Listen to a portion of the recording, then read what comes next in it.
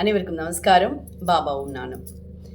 ஆக்சுவலாக இன்னைக்கு வியாழக்கிழமை. இந்த பதிவு உங்கள் கைக்கு கிடைக்கணும் அப்படிங்கிற ஒரு ஆர்வம் கூட எனக்கு, அதனால தான் இமீடியட்டாக நான் பதிவு பண்ணுறேன். நேற்றுக்கு விநாயகர் சதுர்த்தி ரொம்ப கோலாகலமாக வீட்டில எல்லாம் கொண்டாடணும், எல்லாம் நடந்தது. அதனுடைய பதிவுகள் கூட நாங்கள் போட்டிருப்போம்னு நினைக்கிறேன் ஓங்கார் ஜோதியில். பட் எப்படின்னு தெரியல. ஏன்னா நான் எல்லாருமே எடுத்துகிட்டு யாரெல்லாம் அப்லோட் பண்ண முடியுதோ பண்ணுங்க அப்படின்னு சொல்லிவிடுவோம். அப்போது நேத்திக்கு ஆக்சுவலாக ஒரு பாபா கோயிலுக்கு போகலாம் அப்படின்னு சொல்லி பிளான் பண்ணும்போது ஆக்சுவலி எதேச்சா விஷாலினிஜி கால் பண்ணும்போது நான் சொன்னேன், இந்த மாதிரி கோரிக்கை பாபாவுக்கு போகலாம் அப்படின்னு சொல்லிட்டு. அது உங்களுக்கு ரொம்ப தூரம் சாய், அதை விட அம்பத்தூரில் ஒரு கோயில் இருக்குது, நீங்கள் ஞான சாய்பாபா டெம்பிள் இருக்குது, அங்கே வேணால் போங்க, சூப்பராக இருக்கும் அப்படின்னு சொன்னான். ஓகே, மேபி அங்கே தான் பாபா வர சொல்கிறார் போல் இருக்குன்னு சொல்லிட்டு நான் அங்கே போயிட்டேன். எல்லாரும் போகும்போது எனக்கு அந்த இடத்துல இவ்வளோ தூரம் உள்ளே போகிறோமே, கரெக்டாக தான் போகிறோமா அப்படிங்கிற ஒரு டவுட் கூட வந்தது.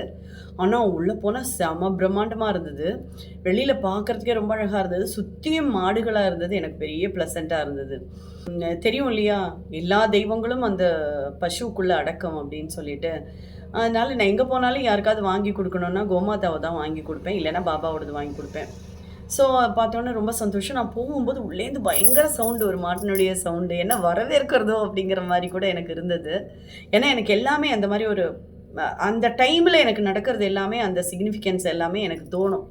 இதுதான் சொல்லி என்னால் ரிலேட் பண்ண முடியும். ஸோ எனக்கு ரொம்ப சந்தோஷமாக இருந்தது. நீங்கள் எனக்காக தான் கத்துறீங்களா அப்படின்னு நான் கேட்குறேன். உடனே திருப்பி அதே மாடு கத்துறது. அந்த மாடு என்னால் பார்க்க முடியல, உள்ளேருந்து சவுண்டு வந்துட்டு இருந்தது. இங்கே கொட்டைக்குள்ளே இருக்கு போல் இருக்குது. சரி, ஓகே அப்படின்னு சொல்லிட்டு நாங்கள் உள்ளே போகிறோம். உள்ளே போகும்போதே பயங்கர வைப்ரேஷன். எனக்கு அப்படியே அந்த வைப்ரேஷன் ஏறி ஏறி கண்ணுலேருந்து அப்படியே கோக்கிறது. ஏன்னா பாபுக்குட்டியை பார்க்கும்போது அவ்வளோ சந்தோஷமாக. பெரிய சர்ப்ரைஸ் என்னென்னா, பாபுக்குட்டி பச்சை கலரில் உட்காண்டிருந்தார். ஆக்சுவலாக எப்போவுமே எனக்கு ரிலேட்டடாக தான் போட்டு போகிறேன், உங்கள்கிட்ட நான் சொல்லியிருக்கேன்ல. ஆனால் நான் நேற்றுக்கு போட்டுன்னு போனது பச்சை கிடையாது, அதெல்லாம் நினச்சிட்டு போகல. ஆனால் அங்கே போனோன்னே பச்சை கலர் பார்த்தோன்னு நம்மளோட ஆட்டோமேட்டிக்காக என் கண்ணு என் மேலே தான் போகும். ஐயோ, நான் இன்றைக்கி போடலையோ அப்படிங்கிற மாதிரி மனசுக்குள்ளே தோணித்து நேற்றுக்கு. ஆனால் அதுக்கு ஒரு ரிலேட்டட் இருந்தது அப்படிங்கிறத கடைசியாக தான் எனக்கு உணர்த்தினார். ஆக்சுவலாக என்ன அப்படின்னா, நம்மளுடைய ப்ரீவியஸ் பதிவை நீங்கள் பார்த்துருந்தேன்னா தெரியும், வாராகியினுடைய ஆசீர்வாதம் எனக்கு கிடச்சிது. அப்போ பூர்ணிமாஜி பார்த்தது பச்சை கலர் வாராகியை நான் சொல்லியிருப்பேன்னு நினைக்கிறேன். பட்டு உடுத்தி நிற்கிற அவங்க பக்கத்துலன்னு சொன்னார் இல்லையா.